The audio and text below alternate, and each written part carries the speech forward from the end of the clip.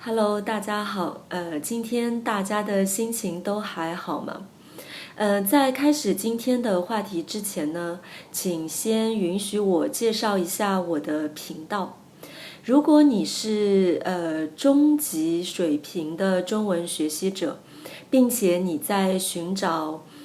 比较有意思的中文听力材料，或者呢你想扩充你的词汇量，我相信我的视频都会是你比较不错的选择。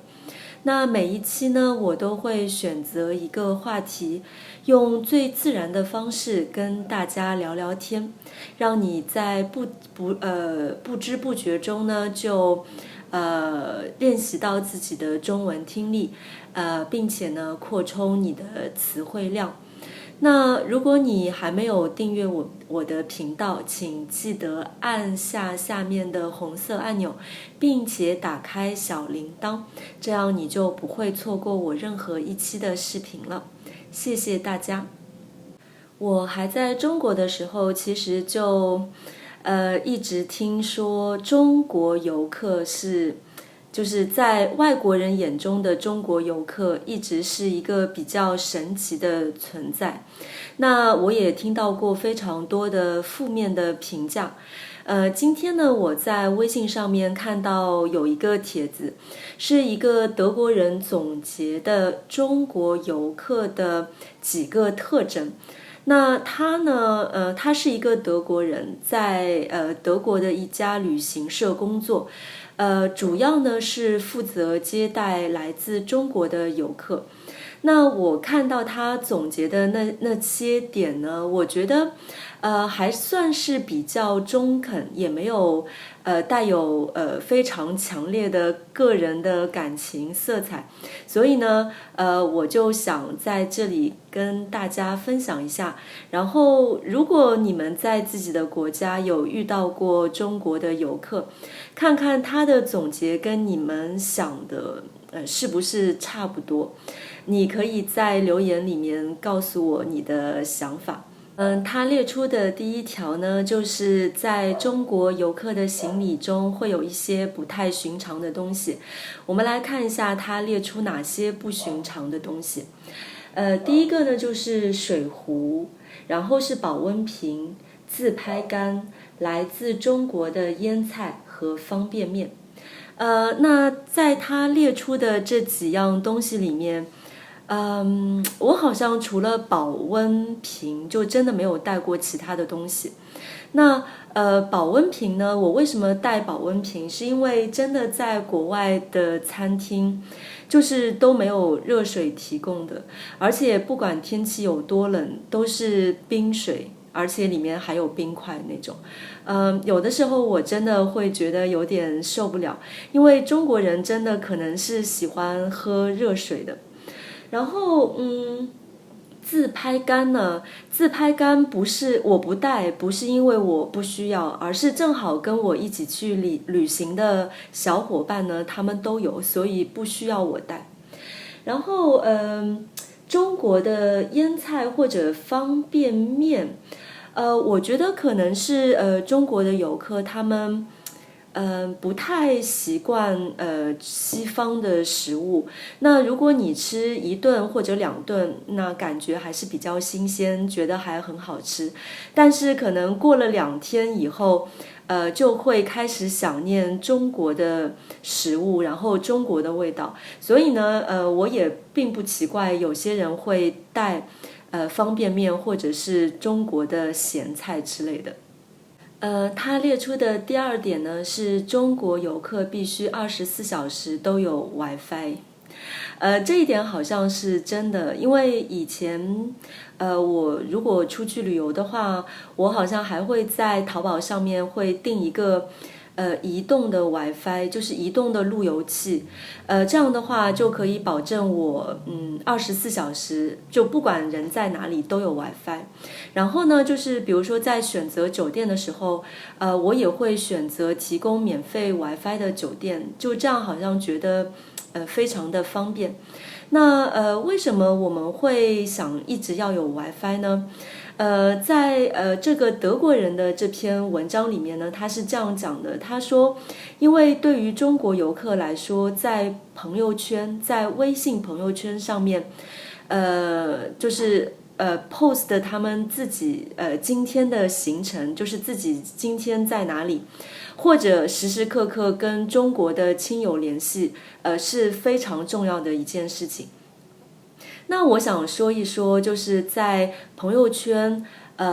就是 post 自己的照片，或者是今天的行程，这个可能多少有一点点炫耀的成分吧，就是炫耀和比较的成分。那比如说啊，你今天是在国内旅游的，而我是在国外旅游的，好像我就比你高级一点这样子。那也有很多人呢是喜欢post 一些，就是他今天去了哪家餐厅吃饭，可能那家餐厅还是比较有名的网红餐厅，然后吃了一些什么菜等等这样子。然后你知道在微信朋友圈里面还有一个就是可以标记地点的。那如果你是在那个餐厅吃饭的时候，就是即时即刻就发朋友圈的话，你还可以标记，就是现在我在比如说巴黎的某个酒店这样子。可能是因为这个原因，所以就是中国人24小时都离不开 WiFi。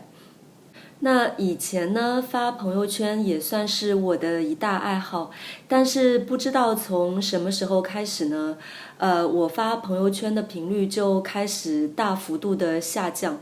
那现在基本上差不多是1个月就1条2条这样子。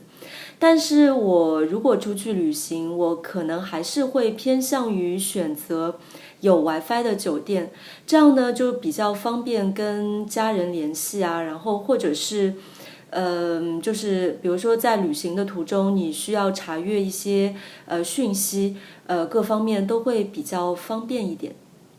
他总结的第3点呢，就是中国游客喜欢比较高效率的旅行。那怎么理解这句话呢？就是说，如果就是旅行社给出的行程安排是非常紧凑的，那一般呢，在中国游客当中就会比较受欢迎，因为很多中国人他可能一生只会去欧洲玩一次，所以呢，就必须要好好利用这一次。能够尽量看最多的风景。那它里面就提到有一个，就是说，如果有多出来的1天时间，他们情愿是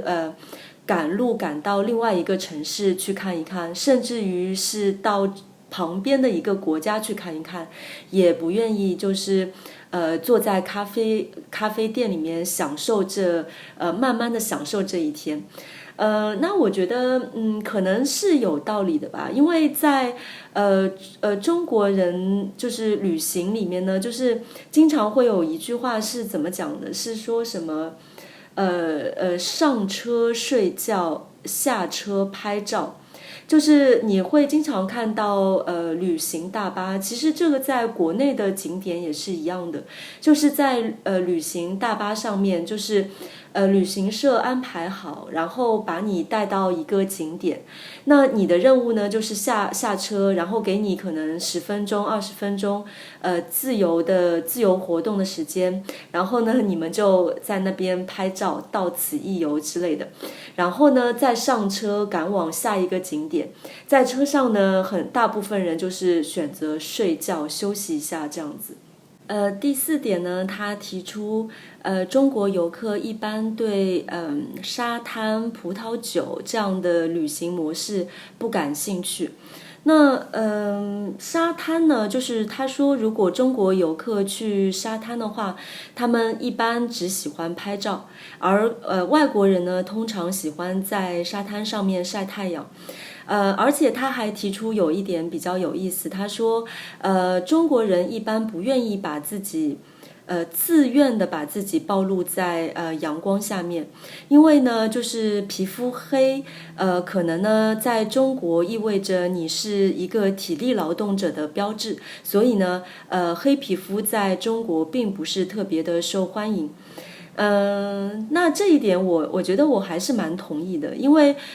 在中国，我真的觉得就是人们是不太愿意晒太阳的，特别是女孩子，就是到了夏天的时候呢，一般人手必备一把太阳伞。不是雨伞哦，是太阳伞，就是为了遮太阳的伞。那在这里真的是没有人会在出太阳的时候撑伞的，我指的是在加拿大从来没有看到过。那关于海滩的度假模式这一点我不能做过多的评论吧，因为我觉得现在好像喜欢去海滩度假的中国人还挺多的，而且现在喜欢喝葡萄酒的人也挺多的。所以我不知道，但是关于晒太阳的这一点好像是真的。他总结的第5点呢是说，购物的快乐来源于省钱。这一点怎么理解呢？就是在欧洲，你经常可以看到，各大奢侈品商店门口，都会有中国人在那里排长龙。就是欧洲人可能会问呢，为什么中国人这么的富有，这么的有钱？但是事实上呢，很多中国人他疯狂的在国外购物，确实是因为国外的奢侈品要比在中国便宜非常非常的多。那可能也是因为不常去国外的原因，所以到了国外呢，有这样一个机会，就一定会为自己或者为家人朋友带1到2个奢侈品这样子。那关于这一点呢，其实我也没有办法评论，因为我是一个完全不爱奢侈品的人，所以我肯定不会在奢侈品商店的门口排队。对于我来讲，就是付那么多钱去买一个包，我情愿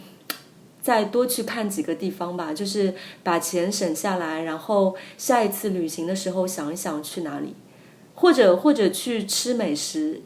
我觉得也比较重要。最后一点呢，就是中国游客说话非常大声的这个问题。其实这一点呢，不是那个德国旅行社工作的那个德国人说的，而是因为在网上实在看到太多了。这一点呢，也是中国游客经常遭到诟病的一点。很多外国人不喜欢中国游客。很大程度上也是因为这一点。那关于这一点，其实我也不想否认，确实有非常多的中国人说话声音非常的大。那其实呢，这也不仅仅是个人的素质问题，也有相当一部分是文化背景的问题。那我自己专门还在 Google 上面去搜过，就是为什么中国人的说话声音非常的大。那结果呢也是非常的有意思，这一点我可以在之后的视频里面跟大家展开聊一下。那不管怎么说，就是中国人自己呢，其实也已经意识到说话声音大这个问题。所以呢，我觉得其实特别是中国的年轻人也开始非常注意自己，就是在国外啊，或者是在公共场合注意自己说话声音的分贝吧。好了，今天我们就聊到这里。如果你喜欢我的视频，请记得订阅我的频道。